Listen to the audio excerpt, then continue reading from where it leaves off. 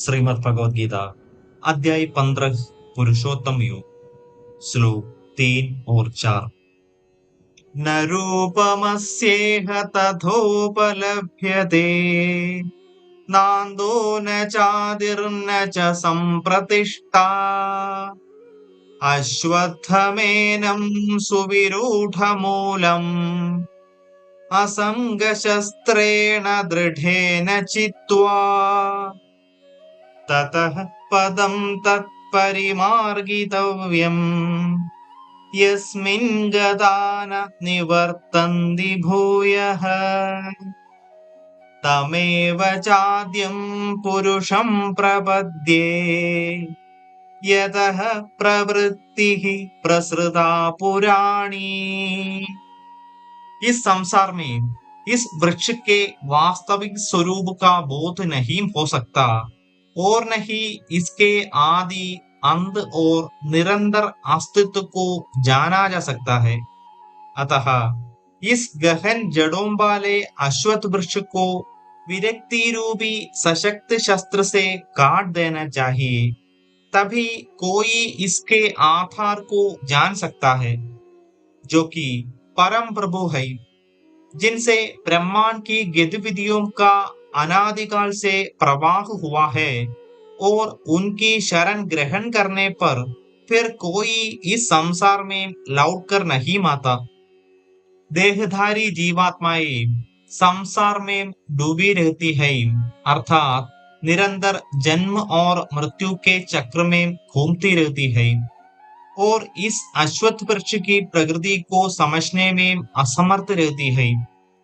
वे इस वृक्ष की कोम्बलों को अति आकर्षण समझती है, अर्थात वे इंद्रिय विषयों का भोग करने के लिए लालायित रहती है और इनके भोग की कामना को विकसित करती है। इन कामनाओं की पूर्ति के लिए वे यह जाने बिना कठोर परिश्रम करती है कि उनके प्रयास केवल इस वृक्ष को पुनः और अधिक विकसित करते हैं।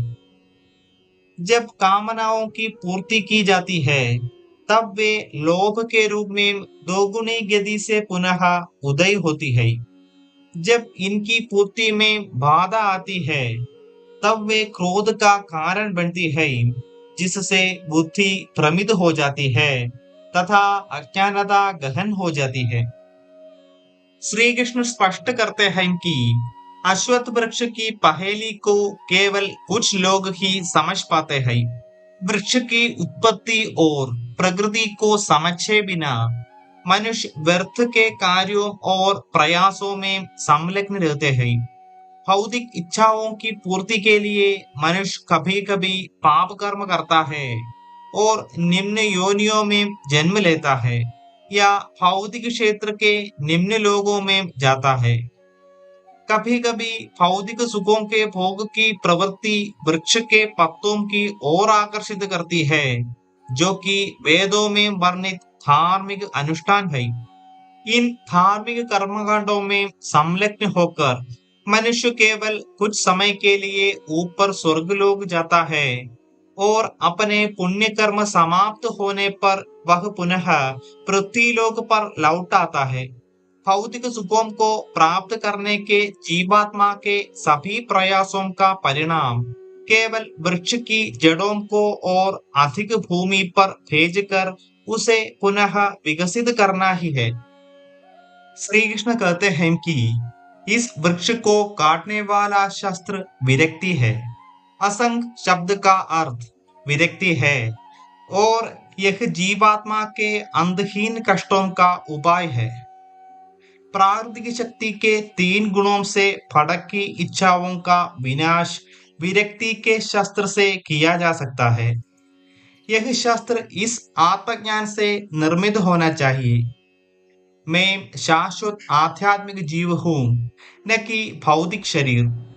मैं जिस शाश्वत दिव्य आनंद को प्राप्त करना चाहता हूँ, उन्हें इन भौतिक पदार्थों से प्राप्त नहीं किया जा सकता।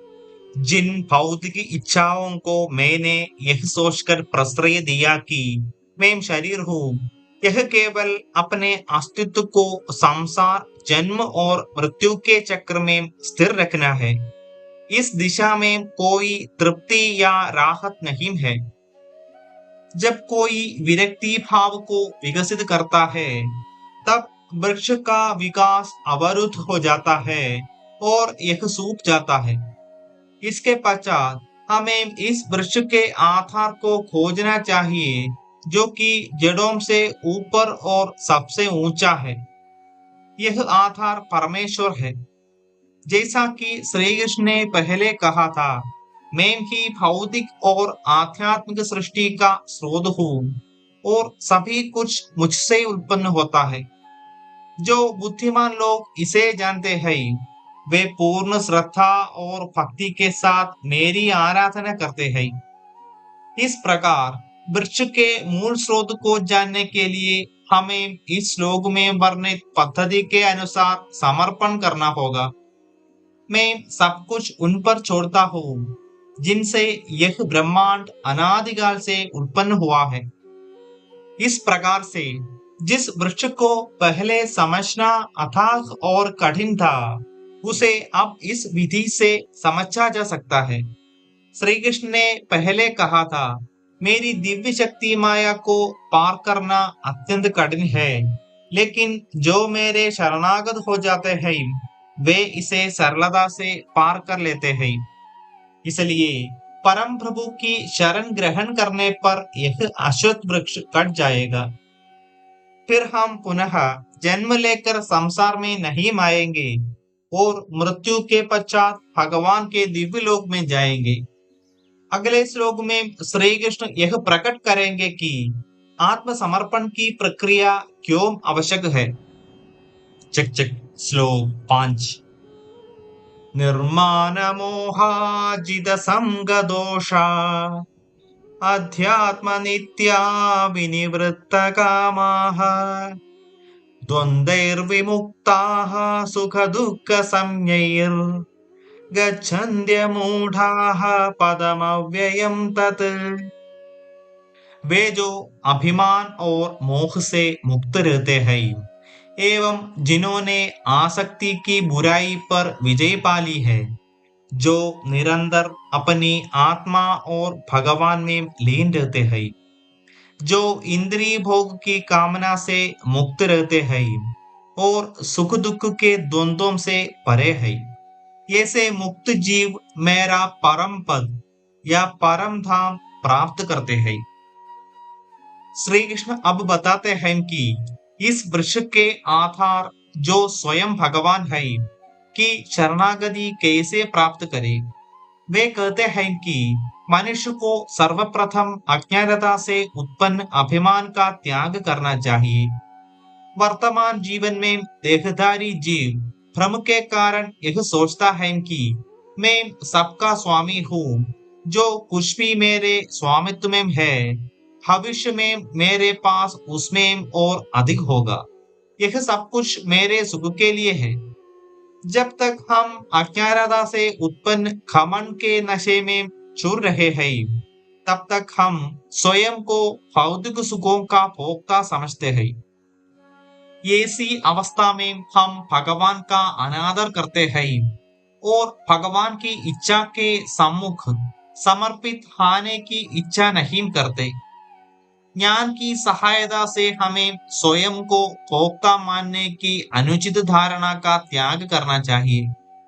हमें यह स्वीकार करना चाहिए कि भौतिक सुखों और पदार्थों का संबंध भगवान से है और ये सब उनकी सेवा के लिए है। आत्मा भगवान की दासी है, इसलिए इंद्रिय विषयों को भोगने की पहली मनोवृत्ति को सेवा की मनोभावना में परिवर्तित कर देना चाहिए। इसके लिए हमें सांसारिक आसक्तियों का उन्मूलन करना चाहिए, जो हमारे मन को संसार में आसक्त और भगवान से विमुख करती है। इसके स्थान पर हमें निष्काम सेवा भावना से मन को भगवान में अनुरक्त करना चाहिए और स्वयं की वास्तविक प्रकृति को भगवान का शाश्वत दास समझना चाहिए। श्लोक 6। न तद्भासयते सूर्यो न शशाङ्को न पावकः यद्गत्वा न निवर्तन्ते तद्धाम परमं मम। न तो सूर्य, न ही चंद्रमा और न ही अग्नि मेरे सर्वोच्च लोक को प्रकाशित कर सकते हैं। वहां जाकर फिर कोई पुनः इस भौतिक संसार में लौट कर नहीं आता। यहाँ श्री कृष्ण दिव्य क्षेत्र की प्रकृति की संक्षिप्त जानकारी देते हैं। इस आध्यात्मिक क्षेत्र को प्रकाशित करने के लिए सूर्य, चंद्रमा और अग्नि की आवश्यकता नहीं होती, क्योंकि यह स्वाभाविक रूप से स्वतः प्रकाशित है। जबकि भौतिक क्षेत्र प्राकृतिक शक्ति माया से निर्मित है। दिव्य क्षेत्र का निर्माण आध्यात्मिक शक्ति योग माया द्वारा किया जाता है। यह प्राकृतिक शक्ति के द्वंद्वों और दोषों से परे और सभी प्रकार से पूर्ण है। यह सच्चित आनंद अर्थात नित्य, सर्वज्ञ और आनंद है। दिव्य क्षेत्र में एक आध्यात्मिक आकाश है जिसे परम व्योम कहते हैं, जिसमें भगवान के ऐश्वर्य और वैभवों से संपन्न असंख्य लोग हैं। भगवान के आनंद रूप जैसे कृष्ण, राम, नारायण आदि के इस आध्यात्मिक आकाश में अपने लोग हैं, जहां वे नित्य अपने भक्तों के साथ निवास करते हैं और दिव्य लीलाएं करते हैं। आगे हम विस्तार से चर्चा करेंगे।